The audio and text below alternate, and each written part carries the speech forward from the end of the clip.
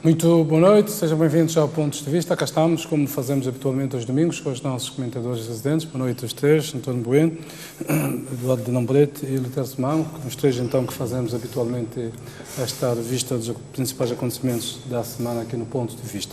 Vamos aos temas da semana. Começo pelo António Bueno, escolheu o segundo Fórum Internacional na China. Muito boa noite, caros telespectadores, e também cumprimentar os meus colegas de painel.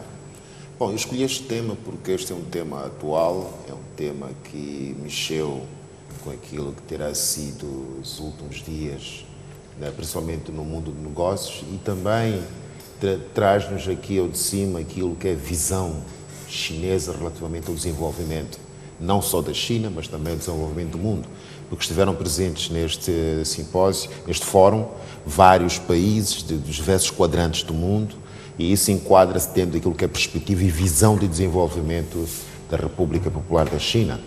Mas agora, interessou-nos também bastante porque foi possível também, dentro daquilo que é a nossa visão de desenvolvimento, tentarmos ver de que modo é que podemos aproveitar esta visão chinesa e também retirarmos ganhos neste fórum. E, acima de tudo, também serviu esta visita popular da China, para o Presidente da República também estabelecer contactos com altas individualidades, quer políticas, quer de negócios, e isto é bom para o país, porque também foi possível, dado que se fez acompanhar de empresários, quer do setor público, do setor privado, também nesta perspectiva de negócio foram firmados bons negócios para Moçambique, e eu acho que isto é importante sempre, com uma só cajadada conseguiu o Presidente Nilce matar vários coelhos. Muito bem, o Eduardo Nambrete escolheu como assunto da semana a mobilidade no espaço da CPLP. Bom, primeiro queria agradecer a Deus pela saúde e vida e cumprimentar aos colegas do painel, a Cia Jeremias, e aos telespectadores, boa noite.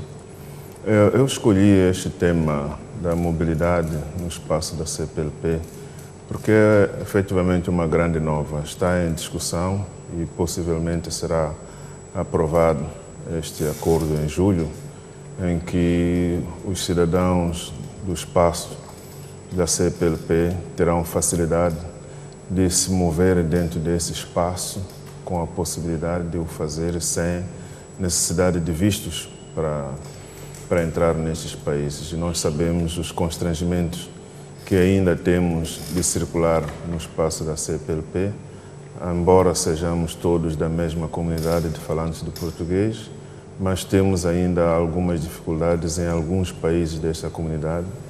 E esta novidade da isenção de vistos, pelo menos para estadias até o máximo de 30 dias em cada um dos países que fazem parte da CPLP, também vem impulsionar a proximidade dos povos, a proximidade dessas nações que falam português ou que têm a língua portuguesa como sua língua oficial, e também é uma possibilidade de se estreitarem mais os laços econômicos, os laços sociais, os laços acadêmicos entre todos os países que têm a mesma história e a mesma língua oficial.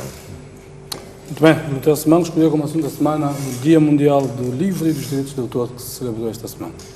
Muito obrigado. Primeiro, cumprimentar aos nossos caros telespectadores e também cumprimentar aqui aos companheiros deste painel e a si também.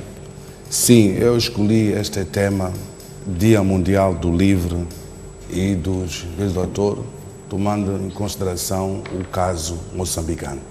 Nós cá em Moçambique temos que continuar a incentivar a nossa juventude e a nós próprios, incluindo as nossas crianças, a ter o gosto pela leitura, pois a leitura, além de libertar as nossas próprias almas, leva-nos às longas viagens virtuais, leva-nos aos vários destinos do mundo.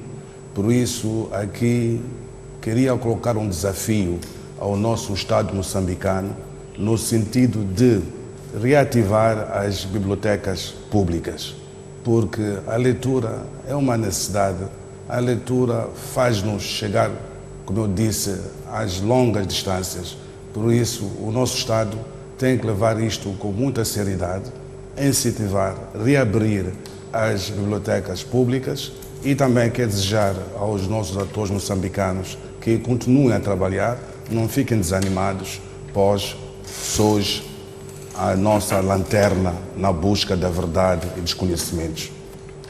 Muito bem, vamos aos assuntos que escolhemos. Vamos começar pelo ciclone Kennedy, uma questão de atualização que ocorreu esta semana em Cabo Delgado. As notícias que nos chegam em Cabo Delgado indicam então que atingiu com alguma proporção o distrito de Macomia, que terá sido então aquele que mais sofreu com a destruição de várias infraestruturas sociais e económicas ao nível daquele distrito. Vou pedir então um breve comentário da vossa parte. Este ciclone não chegou à dimensão do Idai, que era o grande receio, ainda assim deixou um rastro de alguma destruição. Vou começar pelo Tercemão. Sim, o ciclone Kenneth atingiu as zonas de Cabo Delgado e uma parte da província de Nampula, assim como da província de Niassa. Mais uma vez aqui fomos colocados a um grande teste, desafiando as nossas autoridades e, em particular, a entidade responsável que lida com esses assuntos. E aqui eu devo reconhecer de que as nossas autoridades estiveram em alta, porque avisaram-nos com antecedência o que ia acontecer, e todos nós, mais uma vez, concentramos-nos em Pemba e ignoramos de que o ciclone podia chegar além de Pemba. Como disse, atingiu a este distrito, Macomia, e fez muita destruição. Eu penso de que em Moçambique estamos sempre a sair de um desafio para o outro. Nunca temos tido o tempo suficiente para sentar, refletir e reorganizar-nos. Por isso, eu acredito que depois desta tempestade, mais uma vez, teremos que refletir como é que devemos agir perante estes atemperos, porque muitas vezes faltam-nos os recursos financeiros, faltam-nos os recursos materiais e humanos. O que assistimos em Cabo Delgado foi transferência dos recursos de zona centro para a zona norte. E essa transferência toda requer recursos financeiros, requer toda a capacidade. Por isso, acredito que o mais breve possível, nós todos teremos que repensar seriamente como tratar esses assuntos. O que passa necessariamente em ter uma entidade responsável, uma entidade que coordene os vários setores para fazer face à situação, e também teremos que revisitar a capacidade das nossas Forças Armadas em tratar esses assuntos, porque não faz sentido hoje pensar em adquirir 10, 15 helicópteros para uma entidade privada que poderá muito bem servir também ao Exército, que em momentos de crise poderá salvar e socorrer as nossas populações. Por isso, mais um desafio que temos à frente para estas matérias. Tony Bueno, como é que olha para este segundo ciclone no espaço muito curto de tempo? Bom, já tínhamos dito até em sessões anteriores que nós temos que começarmos a preparar para que estes fenómenos naturais possam ocorrer com alguma frequência. E isso, o preparar, significa que é a todos os níveis, quer em termos termos recursos financeiros que possamos usar para cobrir quaisquer necessidades, treinamento de recursos humanos a todos os níveis, e como muito bem diz o Simão, incluindo até começar a envolver mais as forças de defesa e segurança, dar treinamento. Eu estou a imaginar, por exemplo, no momento da instrução, começasse a criar uma disciplina em que se ensine aos mancebos e também aos militares já no ativo como reagirem na eventualidade da ocorrência de alguns fenómenos naturais, um apoio à sociedade, ao Estado, e depois também recursos materiais que são essenciais. Agora, neste caso do Kennedy em concreto, de facto, os primeiros sinais de informação que circulou é que o olho do ciclone iria entrar pela cidade de Pemba. E, de facto, toda a logística, toda a preparação estava concentrada na cidade de Pemba, que se imaginava que seria a zona onde iria ocorrer grande parte do impacto do ciclone, só que nas últimas horas mudou de direção. e mudou de direção e, de facto, Macomia terá sido distrito que terá sofrido, de facto, grande impacto do ciclone. E também o facto de ter havido, por parte das autoridades gestoras, de gestão de calamidades aqui no nosso país, mas também, acima de tudo, aquilo que foi uma participação massiva da sociedade civil, porque houve nas diversas redes sociais, de facto, mensagens apelando às pessoas, principalmente a dirigirem-se aos locais que se mostrassem mais seguros, e isso efetivamente aconteceu. Foi possível ver grande movimento de pessoas a dirigirem-se para locais que conferiam alguma segurança, alguma tranquilidade, e foi por isso que o número de mortos foi muito reduzido. E isto foi muito bom. Era possível fazer isto também em Sofala? Exato, provavelmente a experiência de Sofala é que terá determinado depois a atuação, neste caso, o caso do ciclone Kennedy. Ou já começamos a ganhar alguma experiência no trato a estes fenómenos naturais, porque o mais importante neste caso em concreto é salvar vidas. Se pudermos salvar todas as vidas, não ocorrer nenhuma morte, melhor para nós. Agora, há outra questão que é a questão patrimonial. Quer dizer, nós, o património, de facto, quer privado, quer público, ficou grandemente danificado e, neste momento, temos que começar a repensar seriamente no momento da reconstrução, o que está a acontecer já na zona centro, que é começamos a construir imóveis ou infraestruturas que sejam resilientes a estes fenómenos naturais. Porque se eventualmente, e nem podemos ter pressa para isso, é preferível nós gastarmos 100 amanhã e estarmos seguros, podemos ficar mais 100 anos, do que gastarmos 100 hoje e daqui para o ano temos que gastar outros 100. Se eventualmente nós não pensarmos em criar infraestruturas resilientes a estes fenómenos naturais que ocorrerão com muita frequência nos próximos anos. Eduardo Lambré? Este ciclone Kennedy vem provar mais uma vez que esses eventos fazem parte agora do nosso dia a dia e, felizmente, as instituições, as autoridades relevantes na gestão das calamidades tiveram uma resposta mais positiva, contrariamente ao que aconteceu na Beira. Nós criticamos em outros programas, a quando do ciclone Idai, que era possível evitar-se o número de mortes que tivemos na zona centro se as autoridades tivessem tomado muito a sério os alertas e as informações que tinham sido providenciadas na altura e usar a estratégia de retirada, de evacuação. Portanto, se calhar quisemos acreditar vendo e só depois disso é que agimos. Agora, nesse caso do ciclone Kennedy, acho que a lição foi bem aprendida, porque uma das principais mensagens que foi veiculada durante os preparativos para a chegada do ciclone foi de evacuação para zonas seguras. E, efetivamente, as pessoas, talvez por terem aprendido do que aconteceu na zona centro, não houve grandes resistências. É verdade que um e o outro, temendo deixar alguma coisa que paute de grande valor, continuou renitente e mantendo-se no lugar onde ele sempre permaneceu, mas, grosso modo, as pessoas responderam ao apelo da evacuação. Agora, eu gostaria também de ver um pouco o mesmo movimento que vimos quando foi da Zona Centro, o movimento de solidariedade, também a ser lançado, a ser ativado para aquela região. Independentemente das dimensões do impacto do ciclone na Zona Centro e na Zona Norte, são pessoas que também sofreram e precisam do mesmo calor, do mesmo apoio que a Zona Centro conheceu, que foi de louvar, principalmente a solidariedade nacional, e gostaria de ver a mesma solidariedade a ser demonstrada para com os nossos concidadãos da região de Cabo Delgado, das zonas afetadas. Esta é uma lição.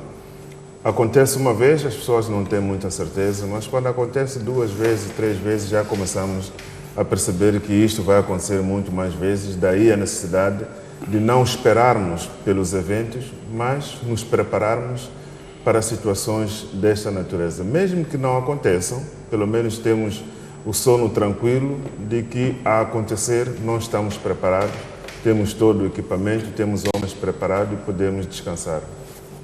Muito bem, vamos avançar então para outros temas. Esta semana a Procuradora-Geral da República esteve no Parlamento para apresentar então o estado da legalidade no seu informe anual, que é o último para o presente mandato da doutora Beatriz Buchil, na qualidade de Procuradora-Geral da República.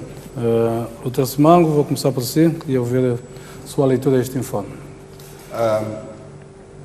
Esse informe da PGR, tanto da Procuradora-Geral da República, pode ser vista em vários ângulos.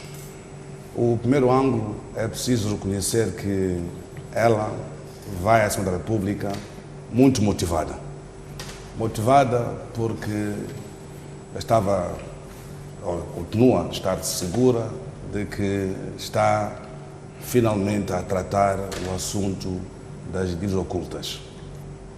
Estava segura porque já tem alguns ministros que já foram julgados ou condenados e tem uma ministra, uma antiga embaixadora, que também está num processo de julgamento e também tem algumas pessoas detidas por seu envolvimento no caso das dívidas ocultas.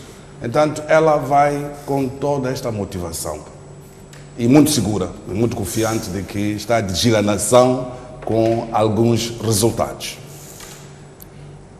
E, no outro ângulo, podemos analisar o conteúdo que ela apresenta à nação. Ela demonstra, ou quer demonstrar, que já está a trabalhar, está a ter alguns sucessos, e depois ela entra num capítulo de algumas lamentações. A primeira lamentação que ela manifesta é dizer que se eu digo ela, né, se tivesse todo o quadro legal para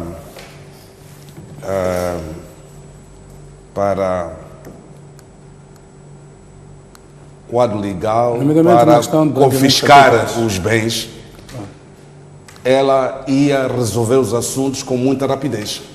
Mas ela esqueceu de que, ao quanto do assunto da antiga embaixadora de Moçambique em Angola, não precisou deste quadro legal. Ela conseguiu confiscar os bens. Esse é um aspecto. E o segundo aspecto... Mas a questão que levanta é, uma vez confiscados os bens, ficam à guarda de quem? Como é que é feita a gestão desses... Porque a lei de recuperação dos ativos ela é fundamental para determinar, a partir da altura que há o aresto. Nesta altura estamos na figura do aresto judicial de bens. Desde este momento até a venda havendo uma sentença, obviamente, transitada em julgado, a venda dessas ações para ressarcimento, quem fica à guarda dos bens, quem garante que esses bens portanto, não são surrupiados, o seu valor não se desvalorizam, podem, mesmo sem serem mexidos, desvalorizarem-se. Um conjunto de situações que possam permitir que daqui esses processos levam muito tempo, eventualmente esse processo com recursos e tudo, daqui a 6, 7 anos possa ter uma sentença transitada em julgado, porque já vimos vários. Até lá, em que situação estão os bens, quem os rentabiliza, a sua consignação, enfim. É este o entendimento de uma lei de recuperação de ativos, pelo menos daquilo que eu sei do que acontece fora. Mas ela, como guardião da legalidade moçambicana, como advogado do Estado, ela tem os mecanismos de como obrigar o governo urgentemente a propor uma lei na Assembleia da República. E não só. Moçambique também... Os deputados. Os deputados, mas vamos chegar até lá. Vamos chegar até lá. E também não se esquece de que Moçambique é signatário das várias convenções internacionais nesta matéria, que é de recuperar os ativos. Então, ela muito bem pode buscar alguns desses comandos internacionais que Moçambique é subscritora. E esses comandos podem muito bem ser usados por ela para tratar esta matéria de recuperação dos ativos. E o outro capítulo, que é muito interessante aqui, é que a PGR continua a insistir de que o melhor lugar para julgar o deputado Manuel Chang é no território nacional. Podemos aqui discutir e ver os prós e os contras, mas há um elemento aqui muito interessante, é que este deputado não é só acusado ao nível do território nacional, também é acusado ao nível do território internacional. Daí então, o melhor lugar, o melhor sítio, é óbvio, é no território onde os juízes americanos já o acusaram em primeira mão.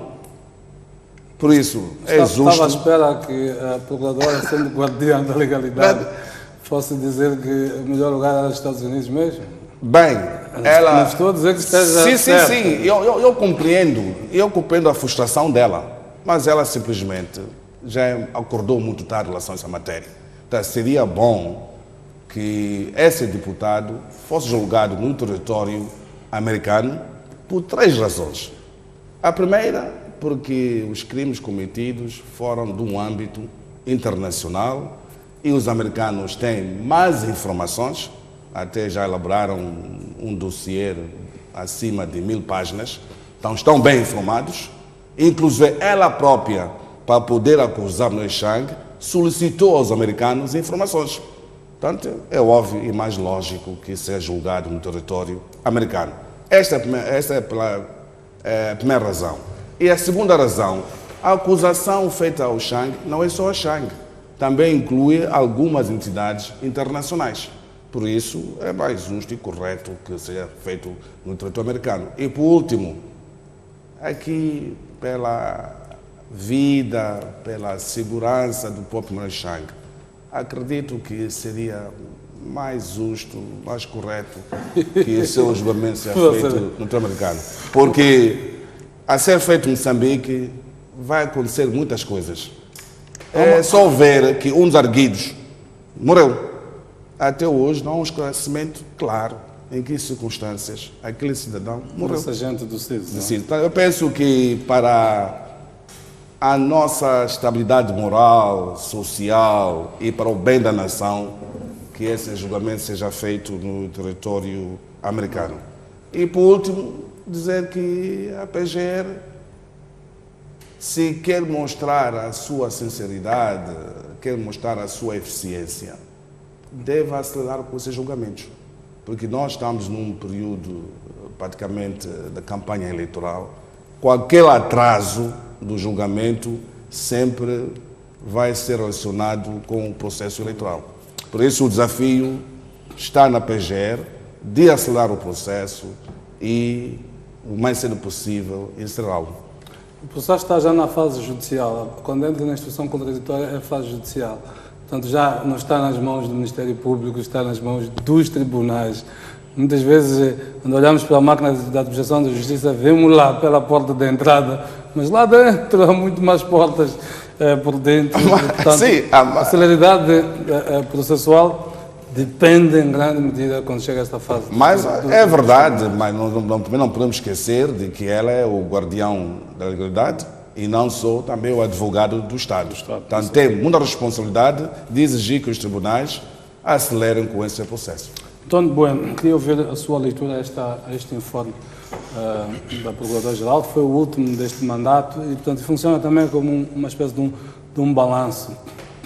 Bom, o fato de ter sido o último até merece uma nota positiva, porque foi diferente, mas muito diferente dos informes dos anos anteriores, porque este informe foi mais exaustivo, mas, acima de tudo, trouxe dados concretos sobre aquilo que era a situação da legalidade no país.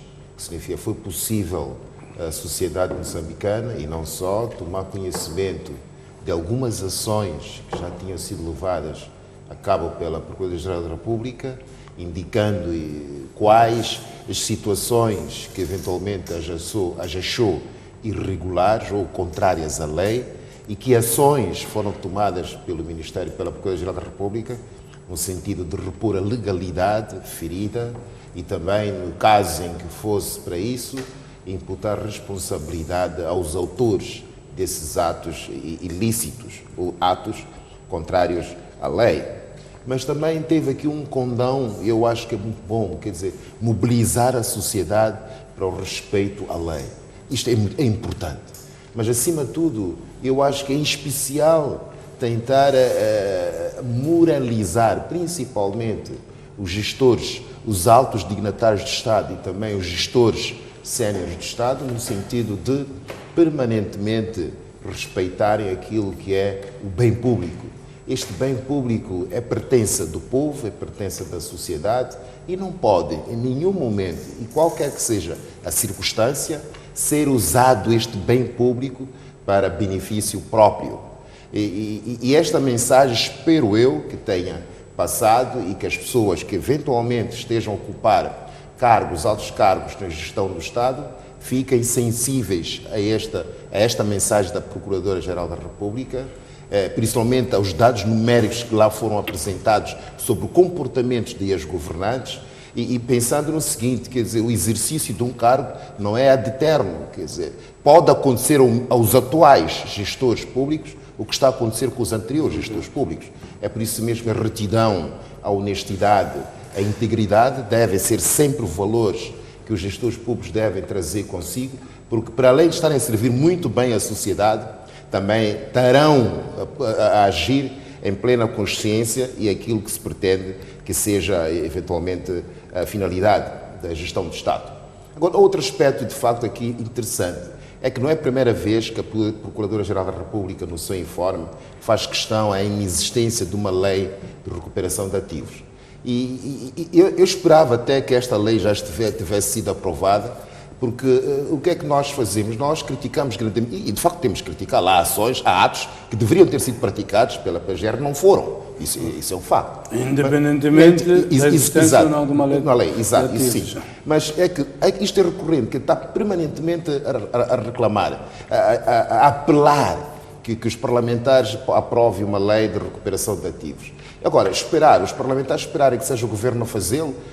Não nos esqueçamos que a Assembleia da República tem a iniciativa por excelência de criar leis. Função legislativa por excelência da Assembleia. Exato. Em primeira mão, cabe ao nosso Parlamento, aos nossos deputados, ter a iniciativa de criação de leis. E já deviam ter-se aproximado da Procuradora-Geral da República para saberem junto a ela que mecanismos, que normas é que gostaria que fossem elaboradas para que pudessem caber dentro daquilo que é a perspectiva do Estado, naquilo que é a recuperação de ativos. Porque, de facto, esta é uma modalidade extensa e muito complexa.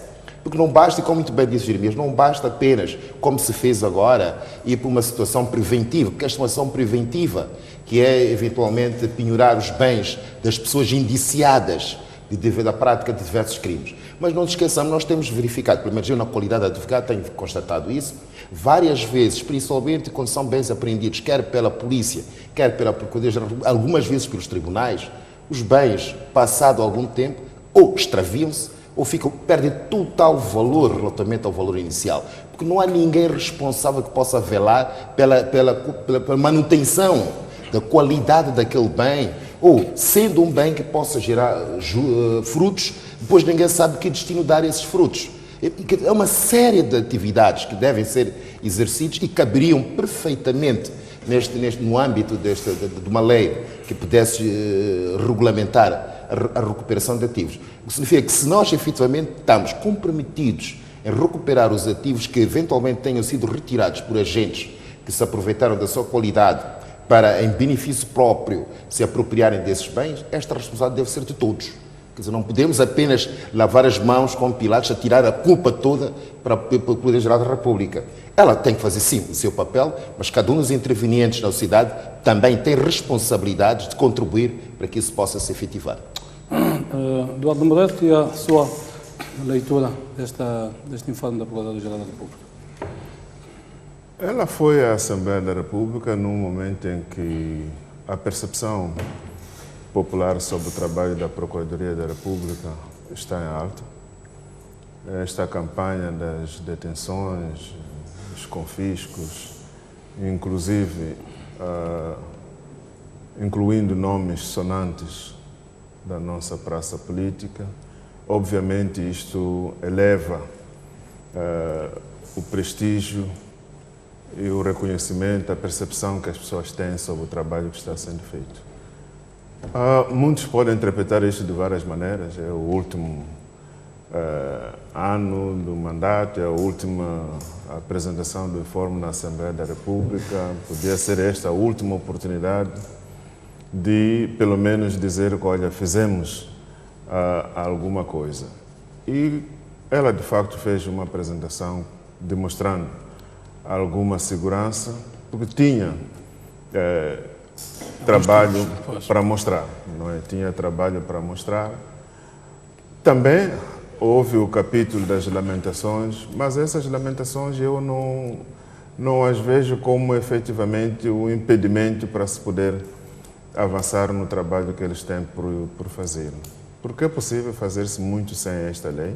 Ela é muito importante, é verdade, mas há muito que se pode fazer sem isto. E mesmo esta dificuldade, sendo ela uma pessoa nomeada pelo chefe de Estado, pelo Presidente da República, que é o comandante em chefe das Forças Armadas, que é o presidente do partido maioritário na Assembleia da República, portanto, todas as condições existem para que, havendo vontade política de que esta lei seja aprovada, em muito pouco tempo isto pode acontecer. Não vamos nos esquecer que a Renamo durante muito tempo insistiu na aprovação de uma lei de despartidização do Estado, e que era um dos temas, inclusive, durante o processo das negociações da Joaquim Chissano, em que esta lei traria com clareza como é que os negócios do Estado são feitos com as pessoas que são servidoras públicas. E nunca houve vontade para que essas leis fossem aprovadas. Portanto, ela pode até ter necessidade dessas leis de recuperação de ativos, mas se não há vontade por parte de quem governa ou por parte do partido que tem a maioria no Parlamento, essas leis não vão ser aprovadas, mesmo que as bancadas minoritárias na Assembleia da República façam propostas, como já o fizeram no passado.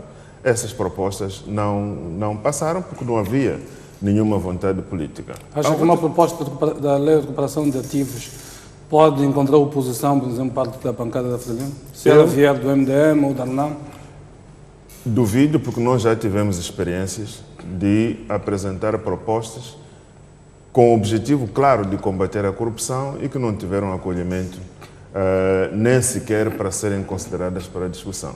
Mas o contrário, isso só em si já seria uma arma política, um trunfo da oposição. Olha, este governo, para combater a corrupção, trouxemos uma proposta concreta, aquela que até a Procuradora-Geral vem lamentando, está aqui, mas o partido que está no poder não aceita. Nós já fizemos isso, mas posso aqui, sem ter nenhum mandato da liderança do meu partido, assumir que se a Procuradoria-Geral da República nos abordar com propostas concretas do que é que se pretende, o que possa ajudar o trabalho dela a andar com a celeridade que ela requer, poderá ter o nosso apoio de forma incondicional, porque nós estamos comprometidos com o combate à corrupção, e se este instrumento é fundamental para que o trabalho dela corra na velocidade que todos os moçambicanos querem, nós estamos disponíveis para poder dar este apoio.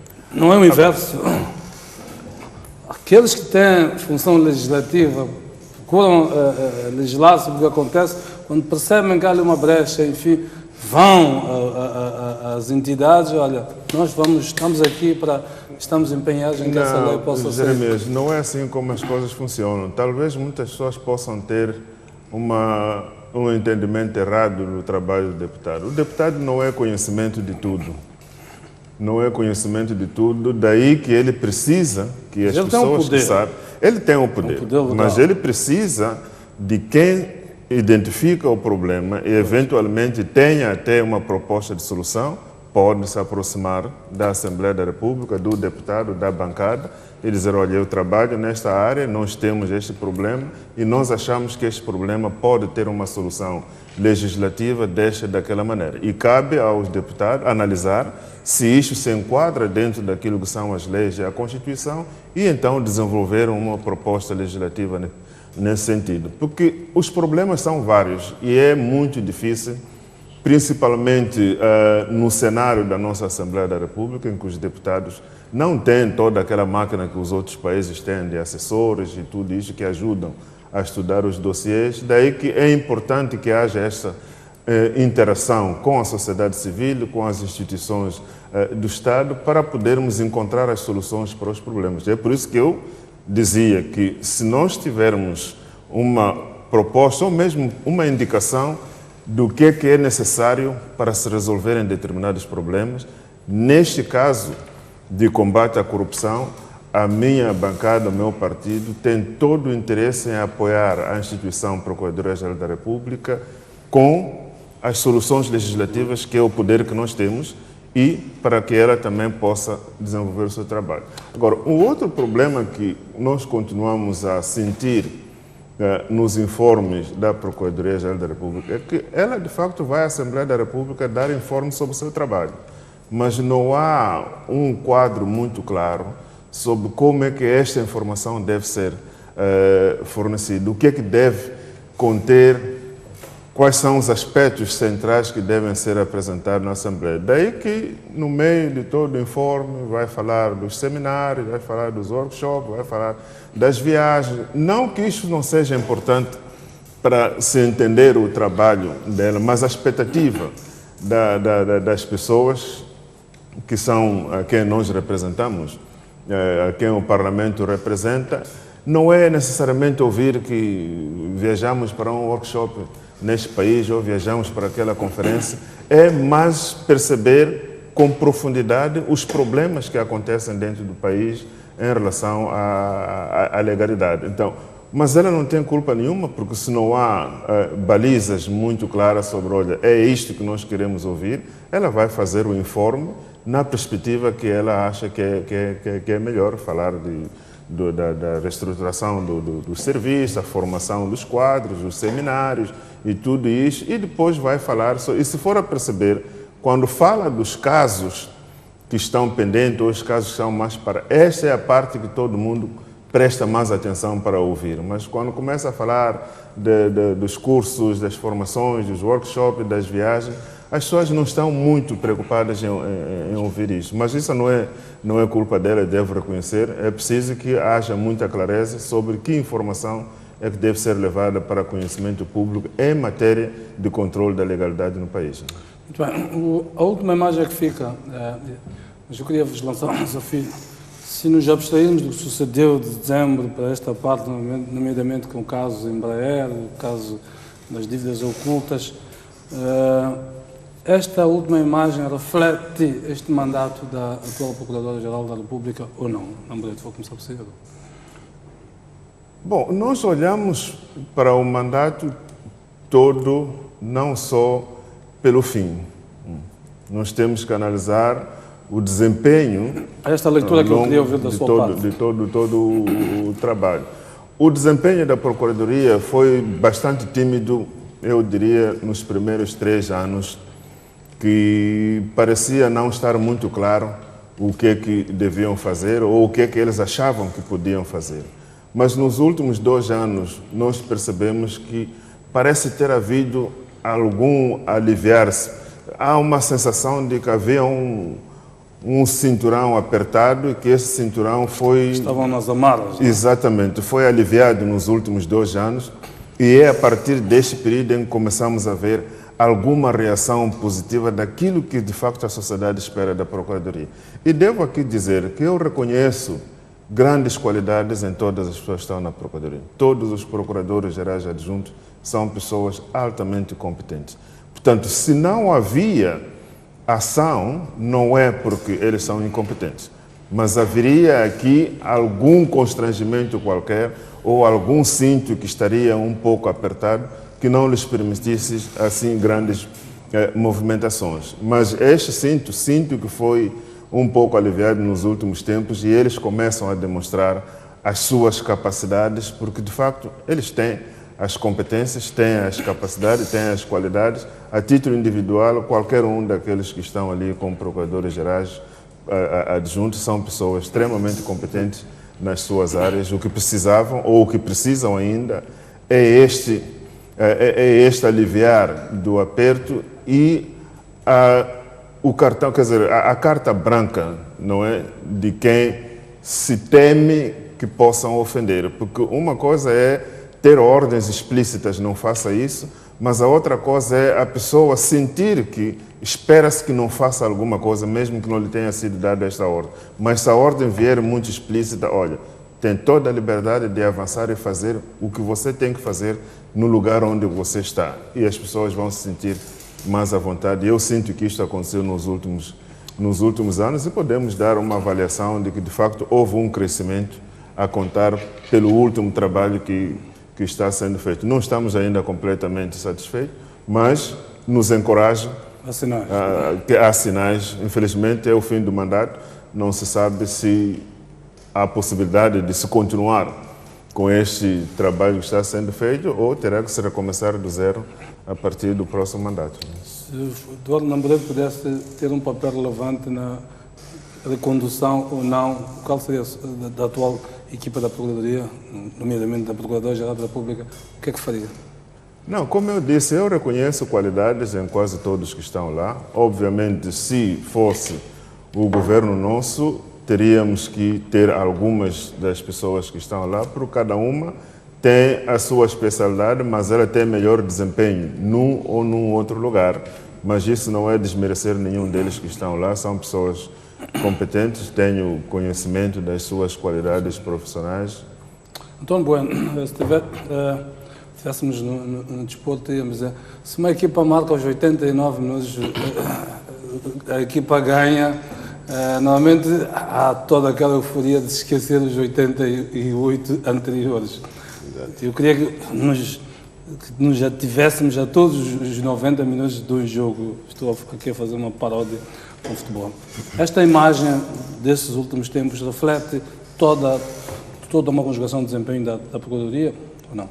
Não.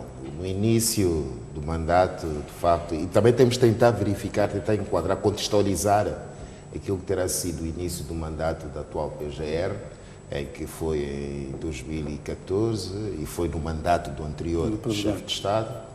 E de certeza os primeiros anos ainda era para, apesar de ser da casa, como se diz, mas havia dossiês que importava conhecê-los com maior profundidade e isso poderá ter levado o seu tempo, mas que infelizmente na sociedade o que conta são percepções. E ficou aqui um sinal negativo ou quase inexistente da atuação da Procuradoria-Geral da República, principalmente quando eram reportados da imprensa casos de corrupção e eram feitos comentários nada abonatórios relativamente ao comportamento de alguns dignatários do Estado e não se mostrou, nessa altura, nem sequer ação e muito menos reação por parte da Procuradoria-Geral da República relativamente a esses casos. E começou-se a sentir um descrédito crescente relativamente àquilo que eram os órgãos de justiça em Moçambique, principalmente porque o advogado de Estado, o defensor dos interesses do Estado e da sociedade, não agia em conformidade com o seu mandato, de modo a efetivamente garantir que houvesse alguma paz na nossa sociedade. E agora os últimos acontecimentos, de facto, vieram demonstrar, se estivéssemos assim na Bolsa de Valores, as ações da PGR dispararam grandemente. E ainda bem que assim aconteceu, porque, de facto, a sociedade começa a reacreditar que é possível, afinal de contas, no nosso país, haver e fazer-se justiça, é possível os órgãos de aplicação da justiça no nosso país funcionarem com profissionalismo, com rigor e isenção. E é essa a imagem, a última imagem que vai ficar, é que está o gol dos 90, mais 4 minutos, que acaba naturalmente resolvendo todo o jogo. Mas agora, relativamente à questão até que apresentou na Moreira, se era possível renovar a equipe, eu, se tivesse poder, não renovaria. Uma casa tão simples, ela elevou a fasquia muito alta.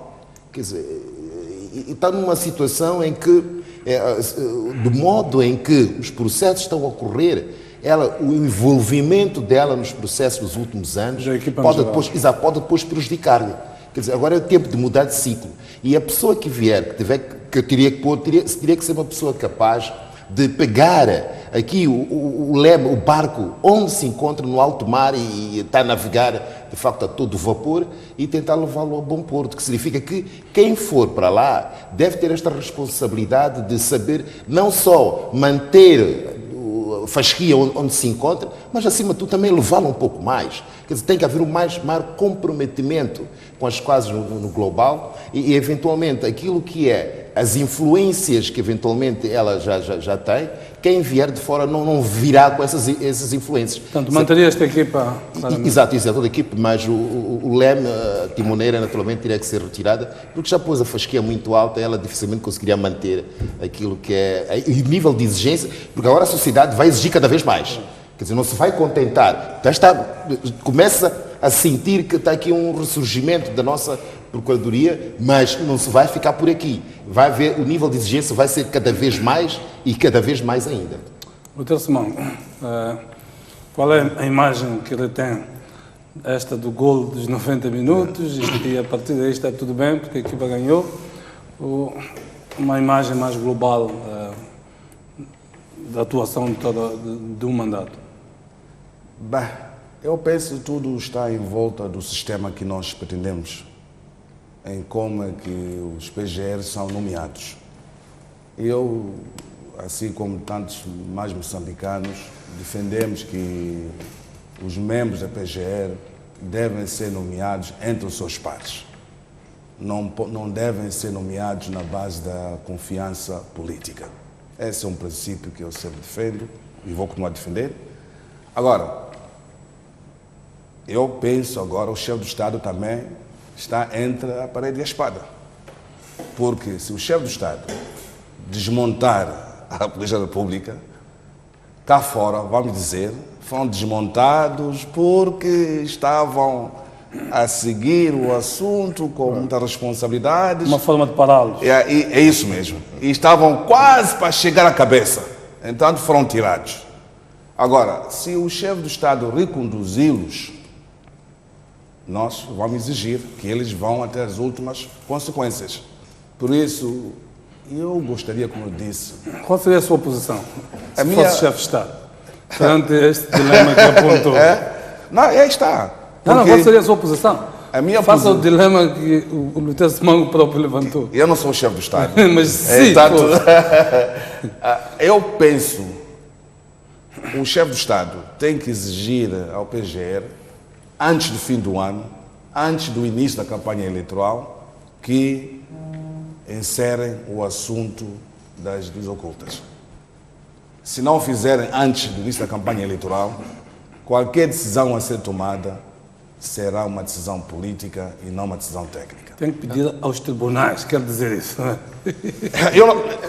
Tenho que pedir aos tribunais, todos, porque não esqueçamos que todos os presidentes dos tribunais em Moçambique... separação de poderes... Eu penso não. Eu penso não. Mas não o presidente pegar a chamada, senhor presidente do Tribunal Supremo, presidente da República, senhor presidente do Tribunal Supremo, aquele processo tem que andar mais rápido. Mas Langa, não tens imagina que essa chamada é interceptada por alguém. Olha, se seja aquela chamada, é que faz muito habitualmente. Não podemos esquecer aqui que todos os presidentes dos tribunais são politicamente nomeados. Sim, mas isso é a gestão administrativa. A parte da gestão processual não é suposto. Estamos a falar no campo do ideal, obviamente. Eu estou a perceber o que o Lutero está a levantar. No campo do ideal, não é suposto haver uma interferência do ponto de vista processual. Não.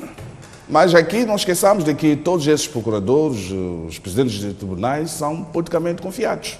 As nomeações foram feitas na base de confiança política. Então, cada quem os nomeou, para dizer-lhes, por favor, meus senhores, cumpram com a legalidade, cumpram com a lei, acelerem com esses processos, que antes do início da campanha eleitoral haja de fato uma conclusão. Caso contrário, os moçambicanos farão um julgamento popular. Não, mas acho que é um aspecto importante que é preciso aqui ter em consideração. É que a Procuradoria-Geral da República tem mandato. E o mandato dela termina daqui a 2 meses. O que significa ou renova-se ou não renova-se. É tão simples com isto. A ideia não é caçar o mandato dela ou obrigar a exonerá-la. Quer dizer, a menos que o faça já, antes de terminar o mandato.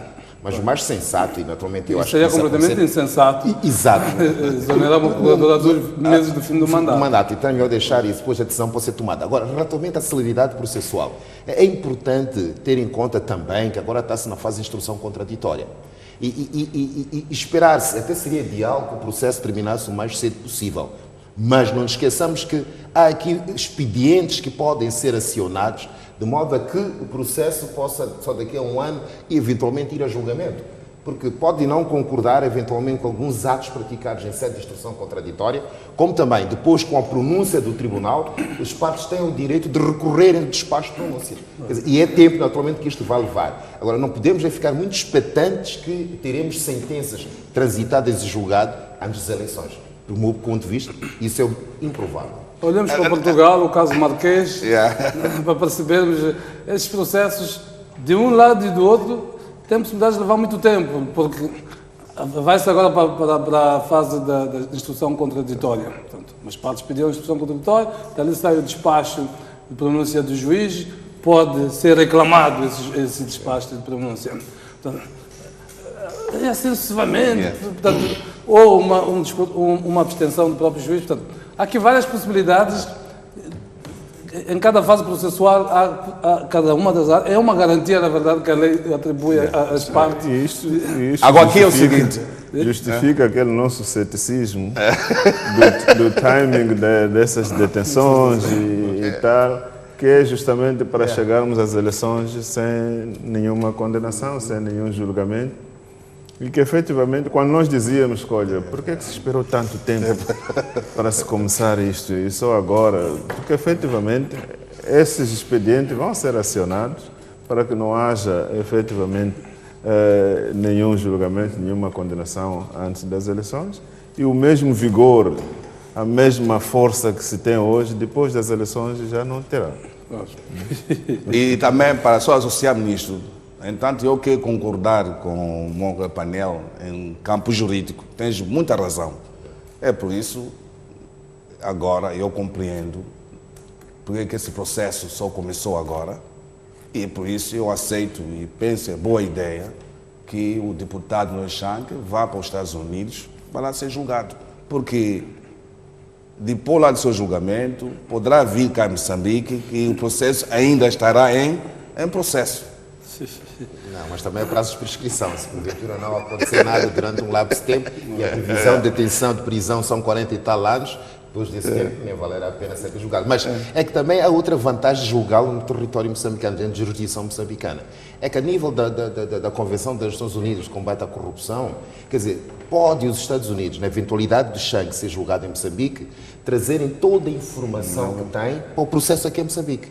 Exato. E até podem, se querer, sentindo-se parte lesada também, podem constituir assistentes no processo. Quer dizer, não há problemas nenhuns quanto a isso. Se a ideia é garantir informação vinda, provida na posse dos Estados Unidos, por essa via possa requerer a colaboração judicial. Mas o problema é que no caso do Shank, estamos a voltar a isto, ele, pela nossa Constituição, não pode ser julgado. Quando ele voltar para Moçambique, ele volta para Moçambique como um deputado da Assembleia da República e com todas as imunidades. Portanto, ele não pode ser julgado. Não, poder pode. Agora é preciso que a Assembleia da República tome posição relativamente a esse assunto. Mas a Poder Assembleia pode. da República não tomou essa decisão. Está-se a pedir para que ele venha para Moçambique sem se tomarem as pré-condições para que ele seja julgado.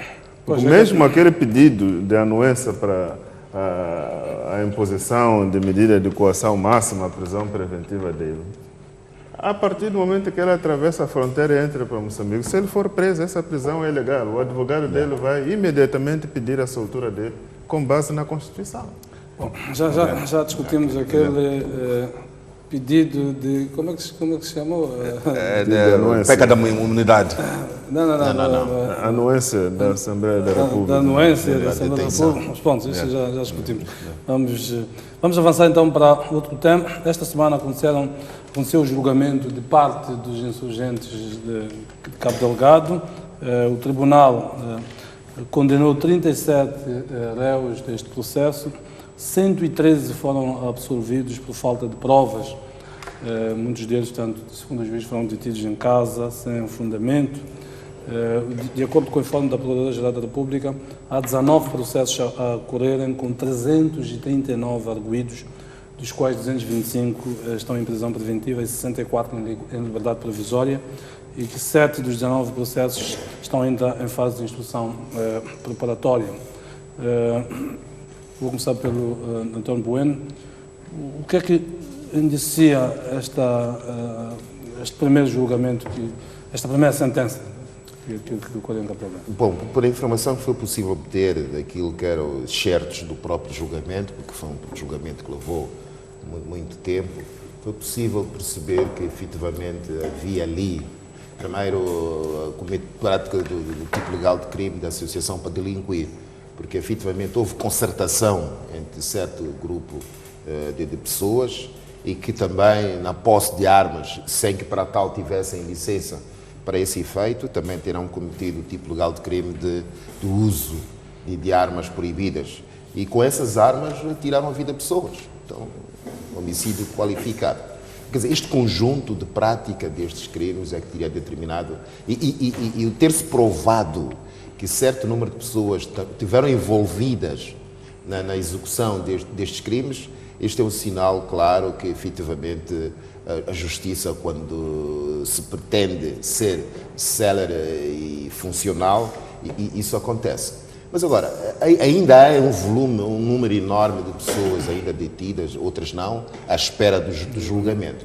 Agora, era importante sabermos que informação e ilações nós tiramos deste julgamento, que tipo de informação que interessa principalmente a segurança do Estado teria sido possível retirar do julgamento. Não nos esqueçamos, estes indivíduos foram aqueles que foram apanhados no início dos ataques que ocorreram, que ainda, bom, já não há notícias nos últimos dias, mas que ocorreram em Cabo Delgado. Então, eu acho que o julgamento deveria também ter ajudado para que os serviços de inteligência do Estado pudessem recolher o maior volume de informação possível, porque aqui o que interessa agora é descobrir a causa. Por que razão é que esses ataques armados estão a acontecer? E estando lá pessoas que se envolveram logo no início, nos primeiros ataques, era importantíssimo garantir que recolher destas pessoas o maior volume de informação. Agora, as pessoas que foram indevidamente detidas e ficaram quase 2 anos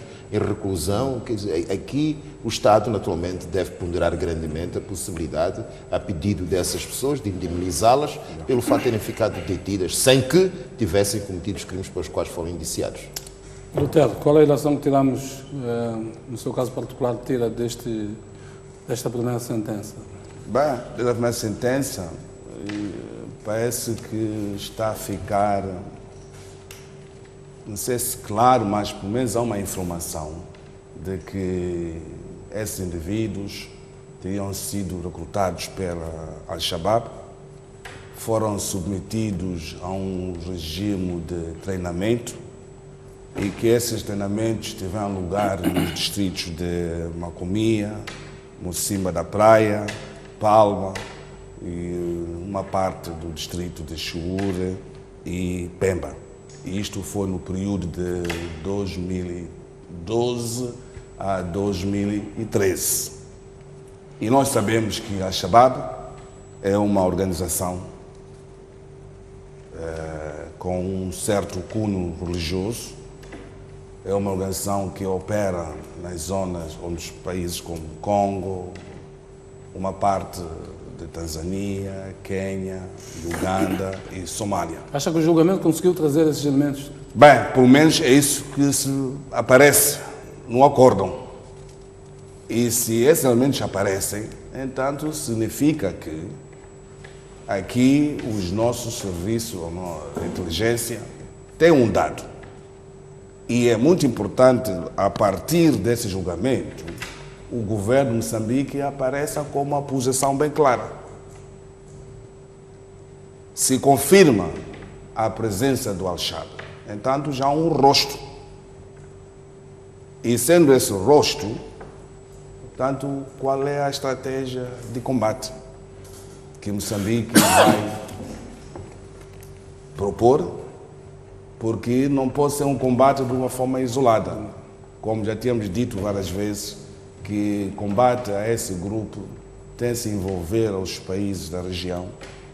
É preciso também envolver com muita inteligência os nossos serviços de segurança e, acima de tudo, ter um exército com capacidade combativa. Ou corremos o risco deste movimento Al-Shabaab estender-se as suas ações para mais províncias do país. Por isso, o meu apelo, mais uma vez, é que o governo tem que reagir com muita urgência.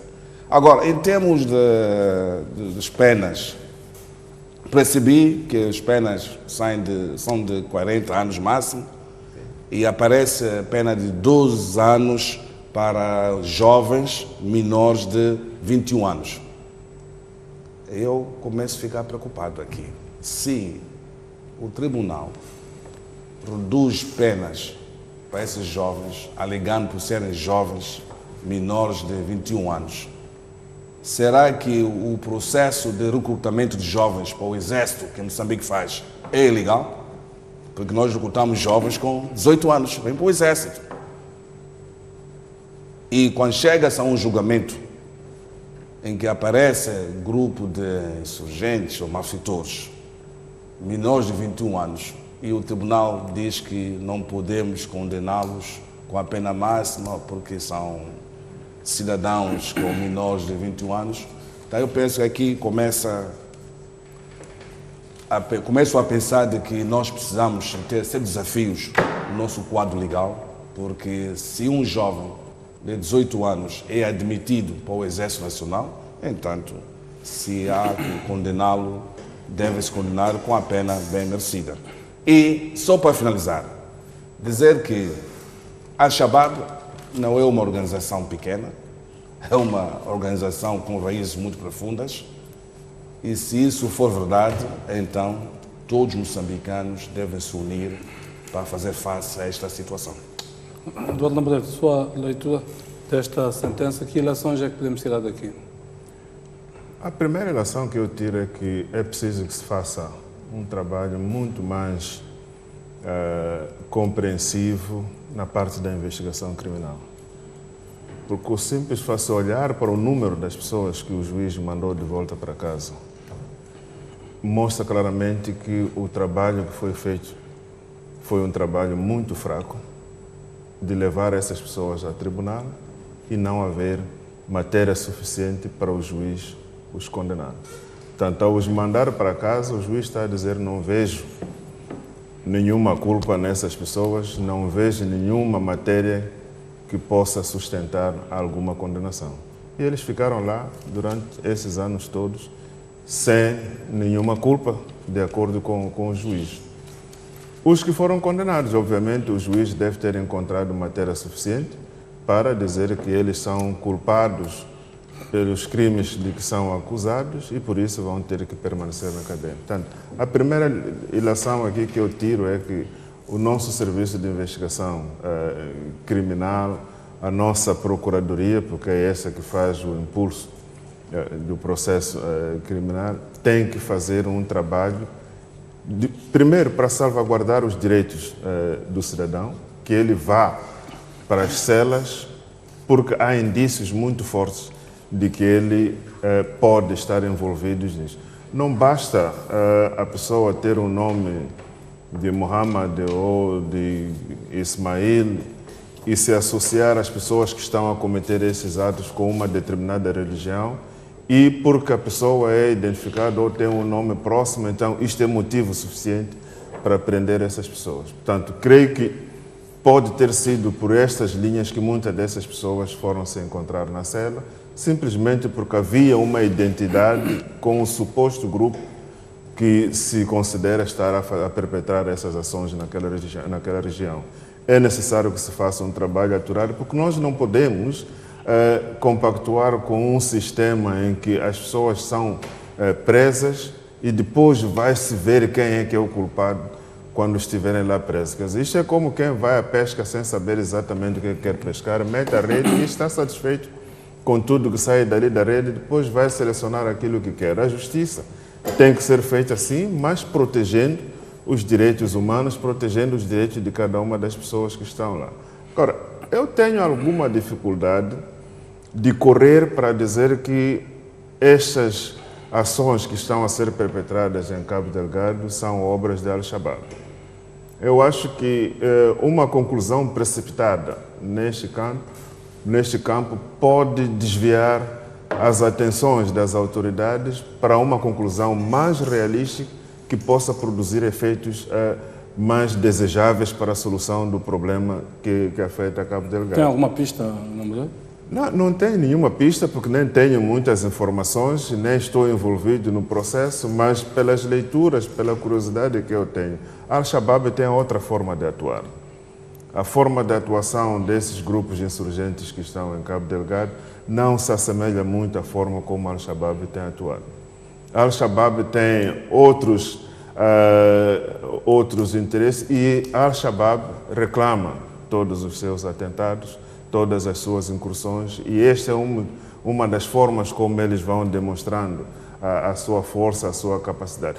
Por isso que eu tenho alguma dúvida, alguma dificuldade de muito rapidamente e de forma quase precipitada chegarmos a esta conclusão de que isto é obra de Al-Shabaab, porque essas conclusões precipitadas podem nos levar a descansar de que já concluímos aonde é que está o problema e não continuarmos com o trabalho que tem que ser feito para, de facto, se conhecer a raiz do problema e dar-se o medicamento correto para se estancar isto. Porque se concluímos a primeira, mas uma conclusão com bases falsas, é certo também que o remédio que vai ser aplicado pode ser um remédio que não vai produzir os efeitos que nós desejamos. Não estou a querer dizer que estejam errados os que concluem ser isso, simplesmente estou a alertar que seria importante que não se tirem conclusões muito precipitadas apenas por depoimentos de pessoas que foram presas, porque uma pessoa que está presa,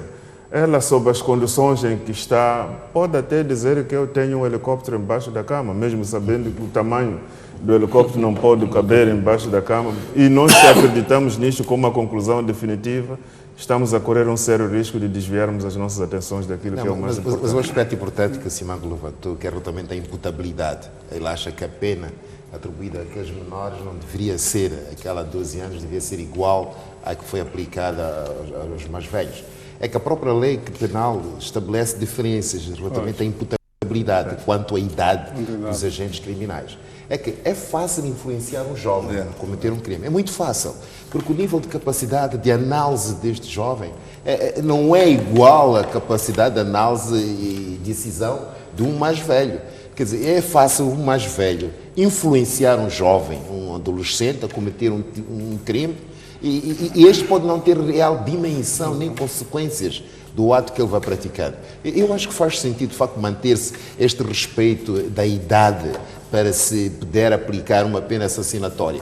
E aplicar a um jovem de 18 anos uma pena de 40 anos seria um castigo muito severo, muito severo para um jovem que ainda pode ser útil à sociedade quando tiver cumprido os 6 anos de prisão, que é metade daquilo que ele foi condenado. O espírito da lei, na verdade, é um pouco esse. O próprio Código Civil já salvaguarda isso. Muito bem, vamos ao último tema, muito rapidamente, já o tempo está muito apertado. Vou pedir comentários muito breves. O STAI apresentou esta semana dados preliminares do recenseamento, portanto, os primeiros 10 dias do recenseamento, foram licenciados 941 mil eleitores, de um universo de 7 milhões e 300 mil que se pretende licenciar. Cabo Delgado emerge, portanto, como das províncias com os índices mais altos, cerca de 22%, Cidade de Maputo, Sofala e Zambésia com os mais baixos, entre 3% e 5%.